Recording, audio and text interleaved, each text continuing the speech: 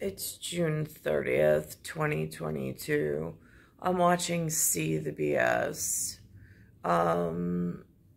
It's E129 episode that aired this morning, June 30th, 2022. I'm watching it. I'm looking to see who's at the table. And it looks like a banking meeting of criminals, of the most organized criminals on television at the moment, on some televised broadcast. You have an ex-sports player who still has all of his connections. You have, I don't know what Gail's gig was, communications journalism, whatever. She's got a big network.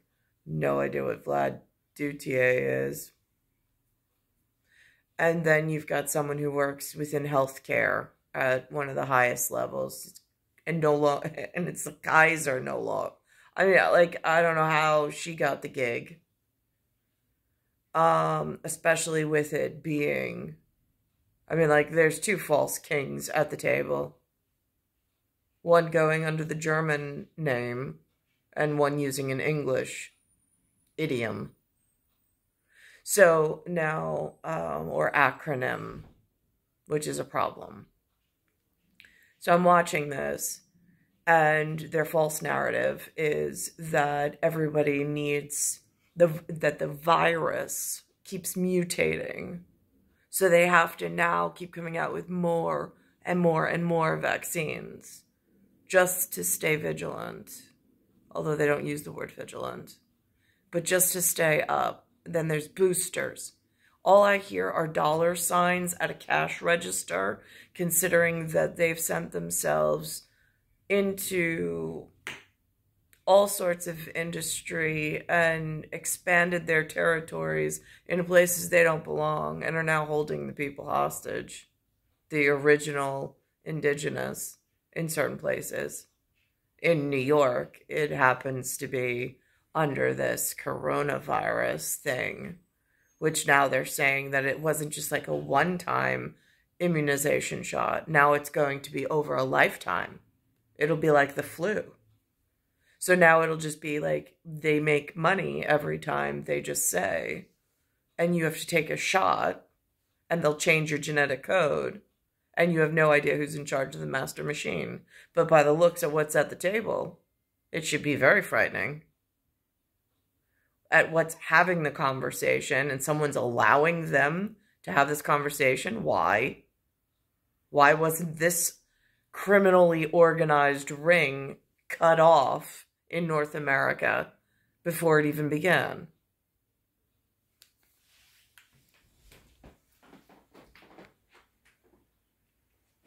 I hope you understood it, because we're all like, what'd he say? What'd he say? Whatever it was is probably funny. Whatever it was. It sounds just like that when pilots are talking. It does, it does. What'd he say? We like Trevor around here. We're going to begin this hour, though, with a look at a potential new booster shot to fight this highly contagious Omicron variant of the coronavirus.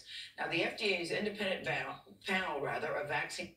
And then you bring up this, like, thing of, you know, you're actively participating in one of the most highly organized and insidious crime rings by talking about it, promoting it, keeping it going, and participation in it. I mean, at what point does it get shut down? Vaccine experts voted on Tuesday to recommend modifying the vaccine for the first time to specifically target Omicron. They also had on this morning South Sudan, which is now cut off from the World Kitchen. Well, I got them funding other terrorist plots. Ukraine's getting bombed like crazy. They're the bread kitchen or bread whatever that supplies food to the people in poverty that are, like, in famine. From what I can see from the storyboard. So if that's the case, then why are they trying to raise money by making others genetically sick and keeping them in this bank, we'll just bank on the people. Bank on the people how? By changing their genetics and then tying it into some master monster machine. And if they don't comply, you just start breaking down proteins and nucleotides till their body no longer functions. Because that's what it looks like. The goal is to make the new boosters available this fall ahead of the expected winter surge. Now, this comes amid growing concerns about another virus. That one's called the monkeypox. Dr. Celine Gounder is here again to discuss all of this. She's an infectious disease specialist and editor-at-large. And guess who went to college in the college farce? Oh my gosh. And now who's in control at the table on this whatever? Yeah, I mean, like, why is everybody, like, studying the same crap? And why are they growing terrorists? I mean, this was not an option about 150, 200 years ago. Why is this an option and a real threat to genetics that are being held captive together in a major metropolis with the laboratory blood bank system being cataloged in a very specific commingled way? I don't want to commingle banking with this, whether it be blood banking or monetary banking. It puts me in harm's way. Large for KFS Kaiser Health News. Always good to have you here, Dr. Gounder. So let's get right into it. We'll get to monkeypox in just a second. I know people who've gotten 2 boosters, 2 vaccines, and now you're saying another one in the fall. What if they say, no, I'm all boosted out? What do you say to that? Yeah, look, I think we need to remember that the virus continues to mutate. We need to try to keep up with the virus. And even if you have gotten 2 boosters, so 4 doses, I would still strongly recommend getting the... And not only are they injecting people here in New York with this problem, then they're allowing them on aircraft in aviation to fly all over the world. I mean, are humans that stupid?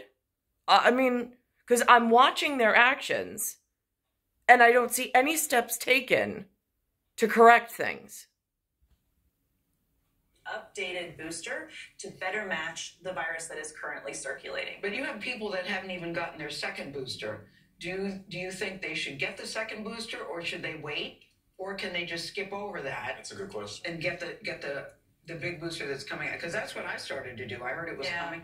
I go, I'll just wait for that, and my doctor said, nope, you should go ahead and get it now. And I still got COVID. Right. Well, I'm not participating. That's it. Done. Well, I would, if you're scheduled to get your 4th dose, go ahead and keep that appointment. These updated vaccines won't be out until October at the earliest, and we don't know what the supply is going to be in October. So it's going to be a little while still yet before you can get that updated booster. And they're different because what? So the Omicron variant emerged last fall, and it has continued to mutate. So you have 1, 2, 3, now we're on 4 and 5 that are... Why? How many of these did somebody overeducate? Did somebody overfund? So now they have big networks of people. They have big ways to organize and group together. They have big ways of punishing innocent. And they have big ways of organizing even stronger criminal rings that are operating and functioning in some kind of extortion scheme, or we break your health and you won't be able to even, like, walk. So I'm just curious, like, when does the world get better? Because I really don't think I deserve grandchildren. I definitely don't think I want my children having children brought into this world. I think that it's an absolute disgusting place that I arrived to, and it's only progressively gotten worse, gone in the wrong direction completely. They're starting to become the dominant strains in the U.S., and so these updated vaccines that will come out in the fall are to match Omicron 4 and 5. Now, are we expecting a winter surge? And if so, will these modified boosters help? Well, that's the idea, is we are expecting a winter surge. Winter surge. Wow, Canada, that's really interesting because now I'm stuck with something in New York City called a winter term, which is the agenda that Adams is going off of in tie-ins. Somebody else on the show this morning said that Canada has taken in the most amount of refugees of any other country. Really? Have they updated their head count? Have you seen what New York looks like? It's star 1978, star 8378, Nicole Cattaruzza. So now here they have on the TV this man telling this story. This is within a generational gap problem going on. Identity crisis, I suppose. He calls him, Canada is his thing. He says he's beating the drum. They take in the most refugees. He took in Vietnam refugees. And then he says his mom was West Indies. Like, then how did you all get to Canada if you belong in the West Indies? And why is the kindness of they got to stay somewhere now growing new heads and new country ties to outside territories that you don't even know? What is Canada's relation with Vietnam before you start taking these people in? How does one even research that? I don't know if they have access, but I can tell you in New York, we haven't been given access to even finding out what countries are friends with what. Is it high school? Who's friends with whom? Who do you see palling around? Is there something that could be published that, we know, stay away from these, or these have bad interactions with these? There's no warning.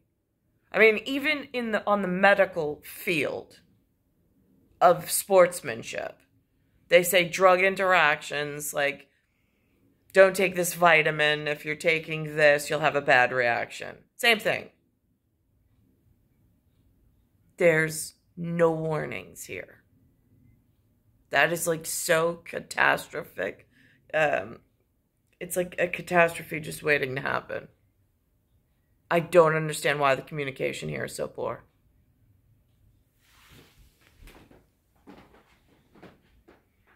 My family back in the 70s sponsored 3 Vietnamese refugees, along with a group of their friends. And I tell them. So 19th century, 7 decade, Canada was already taking on problems, and I don't know if New York was being warned properly that they were having neat and tidy issues. Tell that story and sort of dig into it and why they did it and what it meant.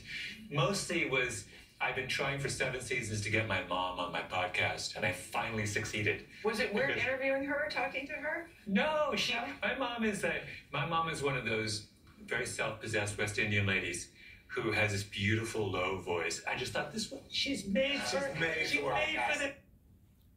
No idea what West Indies looks like for him or what that reference even means.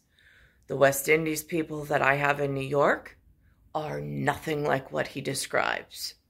The ones in New York are the kind that right after you deliver a baby, they break the table purposely and drop you on the floor and leave you in a pool of your own blood and placenta after you've already been anesthetized.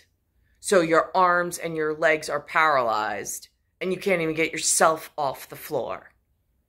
That's the kind of West Indies I'm exposed to here.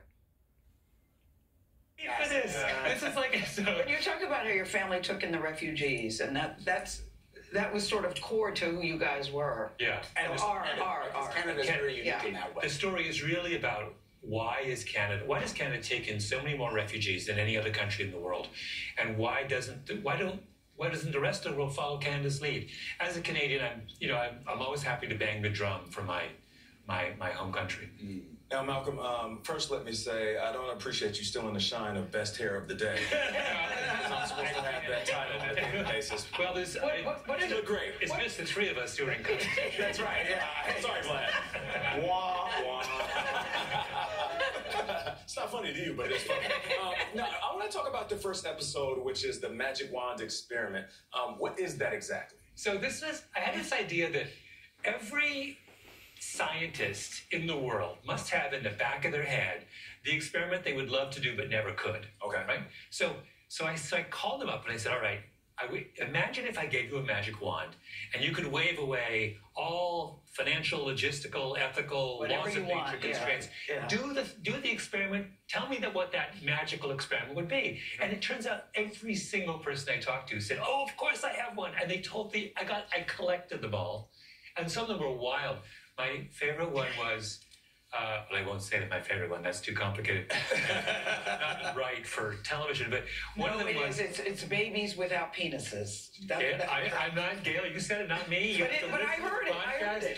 But yes. You also said, with all your humility, you said, and I have the best magic wand. I did. That's you said. I have 2 episodes on this. And the second one is where I give my magic wand. What is it? Well, I'll only say this. Uh-huh. It involves salt. Yeah. And it involves the city of Akron, Ohio. Yeah. Oh, okay. Akron figures huge in this. I don't know if anyone's from Akron. That's a good team. You also have one about Will and Grace that you said is the most important sitcom in history. Says Malcolm Gladwell. In 30 seconds or less, why? I have an entire... It's all about... Will and Grace was the last sitcom that had a meaningful effect on the way Americans thought about a consequential issue. It changed American minds about gay marriage. It is impossible for a television show to do that today, and I explain why. I have no idea what he's talking about. We don't run in the same circles. There was Seinfeld. I thought Seinfeld was hilarious. Is it going to change the world? No. But it gave out really important topic information at topical. I didn't really watch Will and Grace. I think I've seen a handful of episodes, nothing that really stuck. I mean, it was all right. But was it like career changing? No. But they have followers. Star 1978, Star 8378, Nicole, Cattaruzza, it's Earth, Solar System, Milky Way, Universe, Galaxy is broken, and it's Bayside Station, Bayside, New York, 11361.